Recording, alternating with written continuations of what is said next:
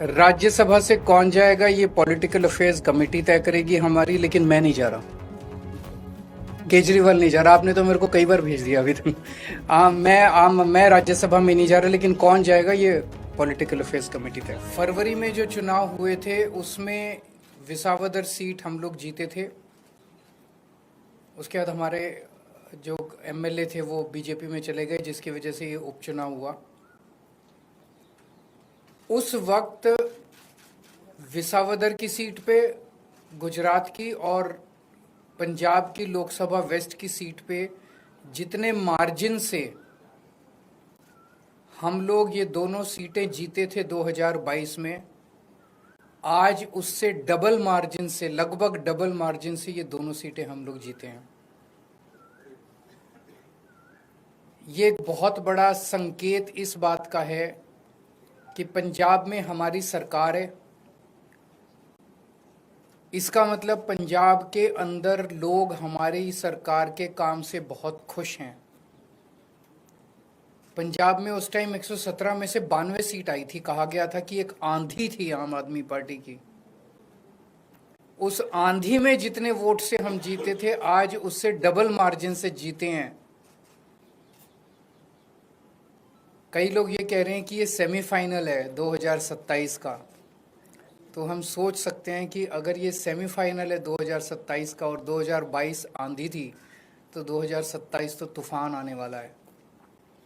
हम सोच सकते हैं कि जनता आम आदमी पार्टी के काम से कितनी खुश है। और लुधियाना वेस्ट के इस चुनाव ने एक तरह से जनता के मूड को दर्शाया है। एक तरह से पंजाब की जनता ने मोहर लगाई है आम आदमी पार्टी के कामों पे। विसावदर के लोगों ने भी डबल मार्जिन से हमें जिताया है। जितने मार्जिन से उन्होंने हमें 2022 में जिताया था, उससे डबल मार्जिन से जिताया है। अक्सर कहा जाता है कि बाईपोल में रूलिंग पार्टी जो होती है वही जीतती है। गुजरात में रूलिंग पार्टी बीजेपी है, और बीजेपी की तो इतनी पकड़ है शासन के ऊपर, प्रशासन के ऊपर, पुलिस के ऊपर, सारी एजेंसीज उनके पास है। और जिस तरह से साम दाम दंड भेद सारे तिगड़म लगा के बीजेपी चुनाव लड़ती है, उनसे गुजरात के अंदर चुनाव लड़के जीत पाना तो बहुत मुश्किल है। तो अगर डबल मार्जिन से लोगों ने ये वोट दिया हमें, तो ये दिखाता है कि गुजरात के लोग अब 30 साल के बीजेपी के कुशासन से कितने ज़्यादा त्रस्त हो चुके हैं। और अब जनता अपनी आवाज़ उठाने वाली है। जनता ने अपनी आवाज़ उठानी शुरू कर दी है। और ये दिखाता है कि आम आदमी पार्टी की पॉलिसीज़ के ऊपर और आम आदमी पार्टी ने जो पंजाब और दिल्ली में काम किया उसके ऊपर गुजरात की जनता ने भरोसा दिखाया है। आम आदमी पार्टी पे भरोसा दिखाया, आम आदमी पार्टी की लीडरशिप पे भरोसा दिखाया है। तो गुजरात में अब बीजेपी के से तंग आ चुके हैं, और आम आदमी पार्टी लोगों के लिए एक उम्मीद है। 2022 के चुनाव में कांग्रेस को 17 सीट मिली थी गुजरात में, आम आदमी पार्टी को 5 सीट मिली थी। पिछले 3 साल में कांग्रेस के 5 एमएलए छोड़ के चले गए बीजेपी में। आम आदमी पार्टी का 5 में से 1 एमएलए छोड़ के गया बीजेपी में। इन 5 सीटों पे जो कांग्रेस के छोड़ के गए थे, पिछले साल चुनाव हुए थे।